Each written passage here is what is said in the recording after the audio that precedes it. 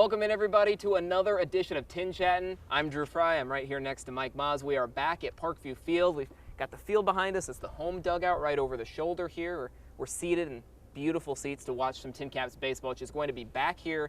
6 more games this week. But, Mike, starting with last week, I think the TinCaps would like some of those back, pretty much all of them back at this point, if you're able to retroactively go back and look at some baseball games that way. Ironically, Drew, in the first 4 games of the series with South Bend, the TinCaps scored the first run of the game. Right. Get out to the hot start. It's just about building that. Add the finale of the last series prior to that, 5 games in a row that the TinCaps drew first blood. The South Bend team that we saw last week, much different than the team that we saw not once but twice earlier in the year. Definitely. Earlier in the year, they were really struggling. They seem to be picking things up. They're in the middle of their division right now. I'd go a little bit higher than starting to work their way up. They were 23-43 in the first half, and that's mind-boggling. They had the worst record in the entire 12-team Midwest League in the first half. And they have a really important series this week at Beloit.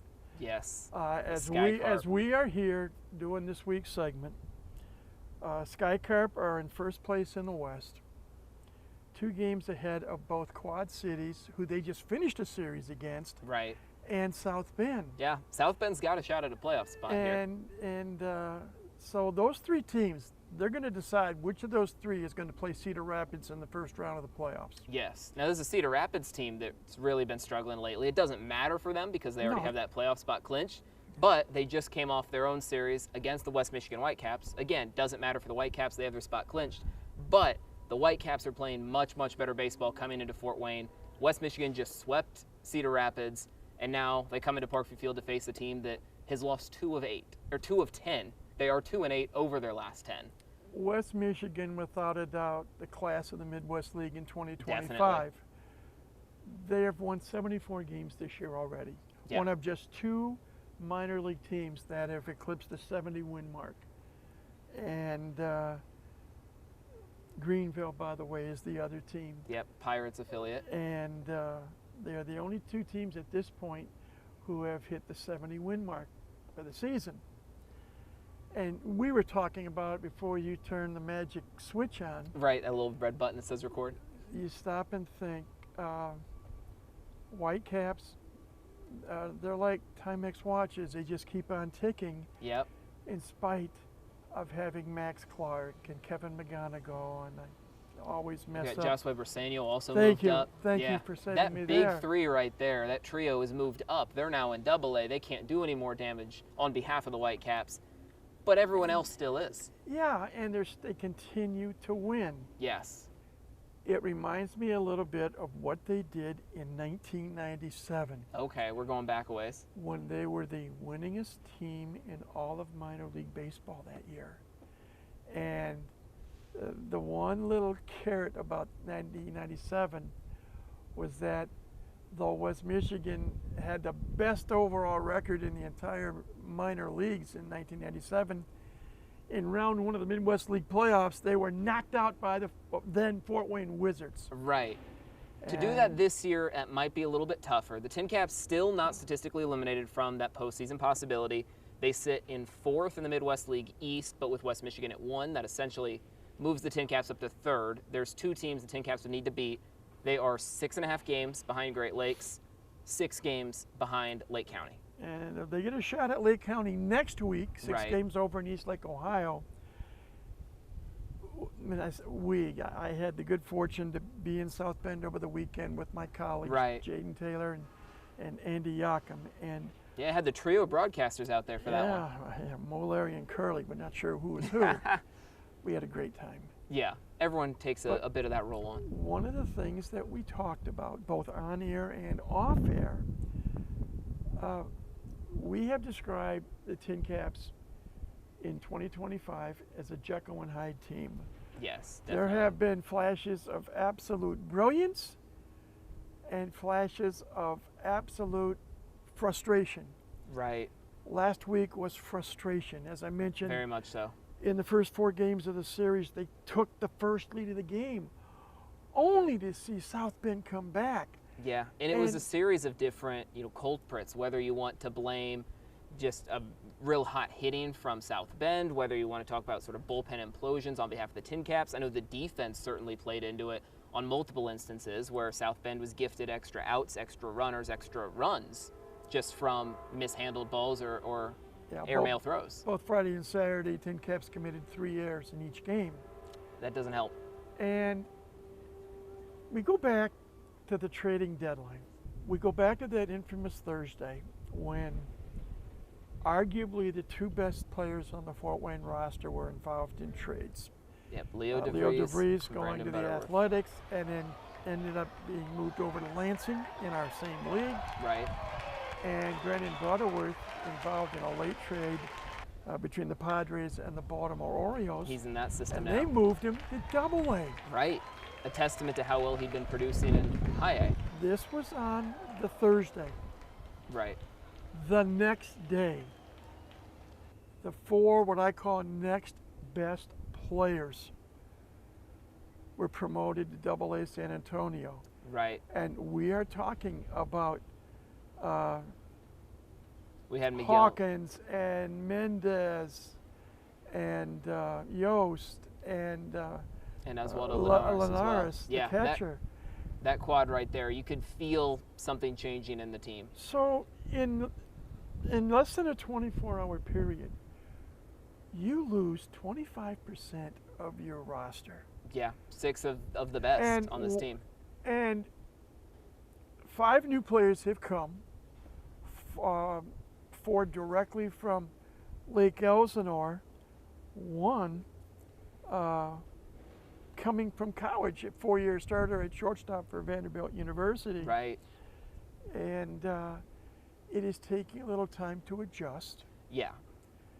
And we saw some great glimpses of potential in South Bend last week on a number of the players.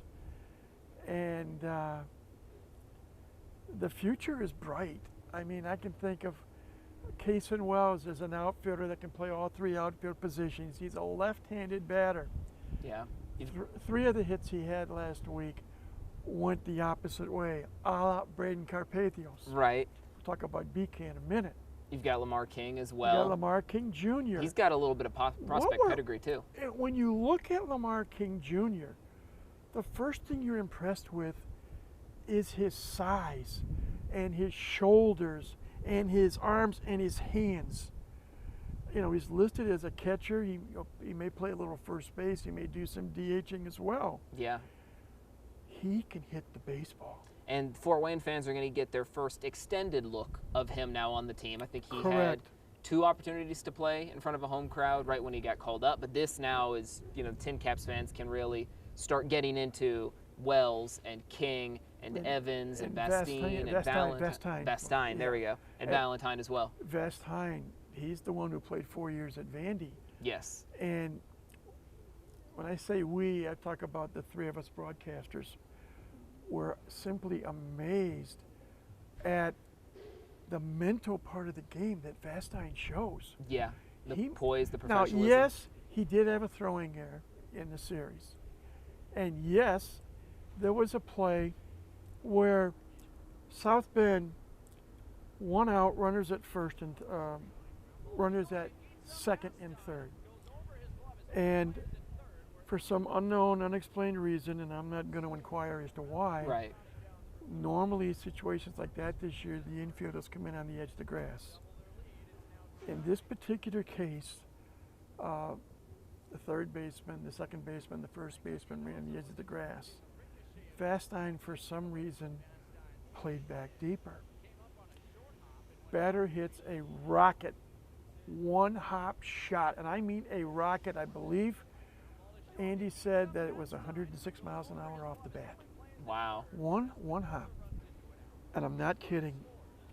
Our broadcast position in South Bend is the closest broadcast position to home plate and the first base line in the entire Midwest League. Wow. And you could see literally the whites of his eyes with that ball being hit. And for a split second, he seemed momentarily puzzled. He juggled the ball. That eliminated any chance of a double play. He did have the wherewithal, after he juggled it, got control, threw to third, so 2 outs, but a run scores. Next batter hits a 3-run homer. That 1-0 deficit became a 4-0 deficit. Right. And TinCaps just couldn't come back. Yeah. But we're seeing these young players, I will use the term, getting their high A baptism. Right. They're getting used to the system and the new format and all of that. We have talked about, and we have noticed this since Fort Wayne became a high A affiliate in 2021, exactly what a difference there is between low A and high A. Yes. In age, in talent, in execution, in experience.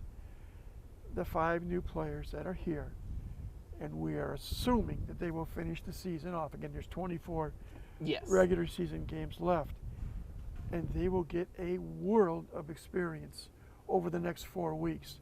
It will benefit all of them heading into spring training next year. Definitely, and that's what a big part of these last 24 games are, especially for teams that don't have that fully sort of in the mix feel for the postseason. TinCaps still have that chance, but even if they don't, a lot of this end of the season run now is just driving some momentum into the bat, into the arm, whatever it may be, to carry that into if some of these players do anything in winter ball and then move into spring training or just getting ready for that 2026 season. You see some of these guys who might be back next year looking to be in and out in a month or two. We've seen some of that in recent years with some TinCaps players, or guys who are hoping that these may be their last games in Fort Wayne if they're able to prove enough to move themselves up to AA.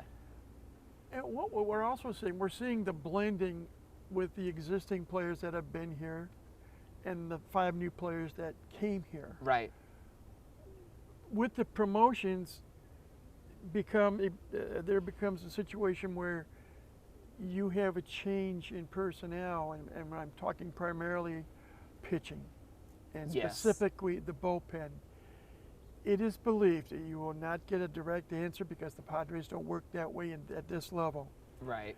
But it seems like Luis Herman is now getting a chance to be the closer, succeeding Hawkins. Right, who succeeded Neighbors. Neighbors, correct. Both guys who had immense success in that closer's role for Fort Wayne earlier this year. And he's pitching much better as of late. Yeah. We're going to get a chance these final 4 weeks. Ian Koenig has been rock solid, the primary Tuesday starter all season long. Clark Candiotti, coming off the injured list, has made 3 starts. Yep, hopefully healthy He's pitched again. 1 inning scoreless, 2 innings scoreless, and he went 3 innings his last time out in South Bend. Hopefully he'll be able to increase his load. Then the Thursday starter, which used to be Mendez. Yep. That's going to be interesting to see who gets that spot. That's up for grabs. Yeah. Isaiah Lowe, the Friday starter. Now you have, and I'm drawing a blank, and I shouldn't be. We've got Gutierrez. Gutierrez is the Sunday starter. Yes. Sam Whiting's been getting some looks. Sam Whiting has gotten a couple. It could just be sort of a shuffling it could around. be could be a potpourri. But you're going to get a look at pitchers getting an opportunity to show what they can do. Yes. Be it as a starter or a reliever. You're going to have a situation where it looks like King and Brendan Durfee will alternate behind the plate between catcher and then first. some playing first. Yep. And that means Jack Costello will still alternate between first and left, or possibly third, where he's played 2 games now. You've got a lot of those guys. You're going to see a shuffling of the deck. Can do that. Position-wise. Yes. You've got Rosman Verdugo, who actually had a good series in South Bend. He had a home run. Right. A couple of doubles. And he's going back and forth between second and third. He's primarily been a third baseman. Right. So you're going to see, you got Ryan Jackson, He can play third, short, a bunch of infield second, positions. left. Yep. So you're going to find out that a number of players are combined going to be asked to or are being developed. I don't want to use the term utility players, but they're going to be Right. able to play multiple positions. Yeah, to have that flexibility is a huge advantage. Even if you can still be the best hitter on the team, but if you can play multiple positions, that is going to make the manager so grateful. It's a manager's delight because Yes. that gives, and in this particular case, we're talking Lucas Ray. Right. It will give him flexibility, and it will give him options. Options on who to play, where to play, where to put him in the batting order. And the other nice thing about it is with new players involved, and you have multiple players playing more than one position, now you can really, what I call manage big time, because you can start a certain player in a certain position, and Tweak the situation lineup, calls move them for around it. as needed. Yeah. You can substitute both the player, the position, whether he's a left-hand or right-hand hitter, Yep. and he can, what I call, really manage. Yes. Because baseball, and we have said this for as long as I can remember, baseball is a multitude of chess matches Definitely. between the two managers, between the two pitchers, between pitcher and catcher, between pitcher and hitter, between pitcher, catcher, and base runner. Yeah. In a lot of these past weeks, Ray has just been tasked with throwing out what he has available. I mean, especially amid the promotions and the trade deadline. I think there was a point where there was one player on the bench. The only option he had, Yes. especially if someone had gotten hurt in that game, he had no choice. Now, It was Victor Duarte, the Yes. first game on trading deadline night, right. where all of a sudden, let me take it back, it was the Friday because That we lost following the four day. pitchers, Yes. 3 pitchers and the catcher, where all of a sudden you had just one extra non-pitcher, Right. and it was Duarte, and if anything had happened, He would who have had to knows? get creative. That's why Jack Costello played third base for 2 nights. Right. And you get 'Cause he King needed coming to Verdugo town, elsewhere. you get Durfee, flip-flop catcher first. Right. And, where do you play Jackson? Infield, outfield. Yeah. Playing Costello, infield, outfield. But then the big question now, especially with these options, is who can show they deserve a spot in the lineup with the bat. And that's what we've talked about, the sort of Jekyll and Hyde team. Yeah. There have been players who have shown they've got that drive, they've got that talent. Everyone who's still here, they're here because the Padres believe in their talent, believe in their potential. But it's a matter of who can consistently put it together. And this week, hosting West Michigan, you're going to need multiple players to start putting it together more consistently. Oh, yeah. We'll take another example. Braden Carpathios, we mentioned him earlier. Right. Had a really good week. He had 9 hits in the series at South Bend. That's very needed. That's on the offensive side. Yep. On the defensive side, there were 2 layout catches of line drives in Yeah. right field that prevented multiple runs from scoring. He also threw out a runner at the plate. He leads the TinCaps in outfield assists with 12. That's an He's impressive thrown number. out 12 base runners this year. Right. That's 12 runs saved individually. He is basically now the right fielder. He has played all 3 outfield positions, but now he's primarily in right. Right. Kai Roberts, for the most part, has been in center field, but he also played left field on Sunday. Yeah. Kai has the legs for center. So, and you got Kason Wells has played both left and center.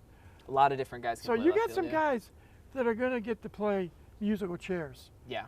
And I think not just the players themselves, but you're going to have the coaching staff here in Fort Wayne, and you're going to have the San Diego organization in general Right. keeping their eyes on these guys over this next 4 weeks. Yeah. And to see what they can do and what they can do in certain situations. Right. And that's what's going to be exciting. Yeah. 24 games left. It's ironic, in a manner of speaking, that the TinCaps are going to get to play the best team in the Midwest League 12 times. In these final 24. This week, 6 Yes. at home. Last week of the season, 6 6 weeks on the on the road. road. Yeah. Next week, they get a chance to play spoiler against Lake County. one of the teams that's ahead of them Right. in the race for the second half Eastern Division title. And who knows, if the TinCaps can make an impact against Lake County and Dayton starts to struggle, TinCaps would need help, but there is a theoretical path. And then let's not neglect the Dayton Dragons. Unfortunately, they now have the worst record in the Midwest League. Right. They have struggled all year long. When they come to Fort Wayne in 2 weeks, and I know Lucas, Ray, and Ash, and everybody else is going to try to drive it into the minds of the TinCap players. Just because Dayton's in last place, don't underestimate them. Yeah, because all the players on that team want the same thing. They want to build their momentum. They're playing for pride, and they want to make sure that they show their parent organization, the Cincinnati Reds, that they are ready for the next level as well. So the Dragons are going to come in here hungry. Yeah. It is the hope that the TinCaps will be hungry for the next 24 games. One more month of baseball to go. Yeah. But speaking of that hunger, I think that builds into what I want our question of the week to be, because we've talked about it with the South Bend Cubs. The TinCaps got out early. They got out in front. It helped that they were the road team, so any run scored in the first inning means they score first. But even in games they didn't score in the first inning, most of those games they still scored first. Right. It didn't end up mattering in the long run. The TinCaps dropped 5 of those 6. But back here against West Michigan, this is a team, especially the TinCaps right now in the state that they're currently in, you cannot afford to be setting yourself up to play from behind. So, long-winded intro building up to a question of the week. Drum roll, please. Exactly. How many of these next 6 games hosting the West Michigan WhiteCaps are the TinCaps, the home team, by the way, going to score first? Anywhere from the 0 to 6 scale works for this one. It's a great question because, again, in spite of having all the players promoted to AA, this is still the best team in the league. Yeah. And their pitching staff is no slouch either. They are either first, second, or third in the Midwest League, hitting, pitching, defense. They have all the pieces. They have all the pieces. Yes. To answer your question, how many times will the TinCaps score first this week? 4 out of 6 last week at South Bend. That's over half. You know, I'm going to say this. The TinCaps are playing here at home. They get that 10th man, the fans that come out and support this team through thick and thin. That's certainly an advantage. You get the music going, you get the dancing, You got Ian Koenig on Tuesday night. You got Clark you got Candiotti on Wednesday night. You're going to have Isaiah Lowe on Friday night. You're going to have Gutierrez on Sunday afternoon, and who knows who's going to start Thursday and Saturday. Right. I'll go 3. I'll go 3. I think 3 is a good safe 3. answer. Yeah. Yeah. I feel good about this team and where they're at in terms of that early game, because that's something they've shown is they can come out and punch first. They don't typically end up punching last, but that can change. Who knows? I'm going to go on the higher end. I'm going to say 4. That's not to say that they win 4 of these games. That would certainly be something if they welcome the best team into town and then win the series after last week. But you know what?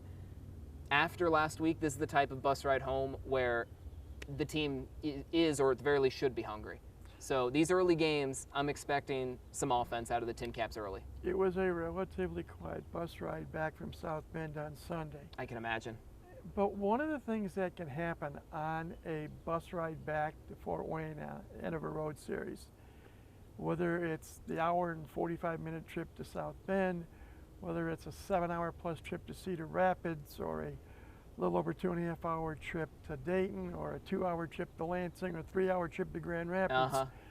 Whichever there one, is time for the players to reflect. Yes, that's the big word. They can think back. Normally, one of the things that happens on bus rides back is that the coaching staff, they compile reports that need to be sent to San Diego. Right. Pitching, hitting, fielding, situations, Yep. that sort of thing. The analysis, the scouting of it, all that. Yeah. So while the coaching staff is dissecting what had just transpired over the previous 6 days, the players, in a manner of speaking, can look in the proverbial mirror. Right. They can look back at their performance. And what I hope can happen, and will happen, and may happen, is that the players will take stock both of themselves individually and how they meshed with the rest of their teammates. Right. Remember, this is a team game. You can only put 9 players on the field at one time. Yeah. Throw in the DH, you're talking 10 players at one time. And you all have to come together, be hitting Yes. at the right times. I've seen games before where a batter has an individual statistic of 5 for 5, no RBIs, no runs scored. And that's great to have a 5 for 5 day, but it doesn't impact the scoreboard. And so that's the big thing, is knowing when your teammate's on base, finding that extra level inside of you. When you're on base, finding ways to take the base and take some pressure off of the batter. And those sort of things can really go when you're playing defense, finding ways to help coordinate, take that leadership. So there's a lot of different ways that the team element of the game can come into play. Correct. Even when you're in the batter's box with such an individual goal of just hit. Correct. Very, very correct there. So it'll be interesting this week to see how Fort Wayne responds. Hopefully they come to the ballpark on Tuesday with a chip on their shoulder. And hopefully that the situation will be that players will come in to the locker room and they'll get ready for, be it batting practice or infield practice or outfield shagging practice or pitchers throwing on the side, whatever the case may be. Right. But hopefully they will think that, okay, this is an opportunity. Basically, it's going to be an us against the world situation. Nobody is going to give us a chance taking on the best team in the Midwest League with the second best overall record in all of minor league baseball. Right. 74 wins starting play this week. Use that as momentum, and motivation. use that as motivation. Yeah. Motivation. When West Michigan was here in the middle of May, they took 5 out of 6. Right. And ironically, when that series began, Fort Wayne was 2 games behind West Michigan in the first half Eastern Division standings. Yeah, this is a different situation. This is a different situation. West Michigan is playing with house money. Yep. They're trying to get their roster set for the upcoming postseason. And the TinCaps are trying to save their own. own. The TinCaps are trying to pull off a miracle. Yeah. And I will call it a miracle when you are 6.5 back with 24 games to play. Yeah. And the team that you're trying to catch, the number 1 team you're trying to catch, you don't play them head-to-head anymore. Right. So theoretically, you got to finish 7 games above Great Lakes over these next 24. Over the next 24. It'll be interesting to see how that goes. I think, and this may sound corny, I think realistically, for the TinCaps to have a chance to make it to the postseason, they'll need to go 20-4. 20-4. Big number. That would be a huge winning percentage. It's a huge number, but yes. 12 of those games are here at home. Right. And again, you can play spoiler next week in East Lake, Ohio. Yep. What will it be like in 3 weeks when Fort Wayne travels to Grand Rapids for the final series of the regular season? With something on the line. With something on the line. Yeah. That would be, that miracle situation, we'll have to see if that comes to pass. It's going to be a really interesting situation. It's Yep. going to be a great opportunity. And we can't stress that to our viewers enough. Oh, of course. At the high A level, as is the case at the low A level, the double A level, and the triple A level, the idea is to improve, impress, and advance. Exactly.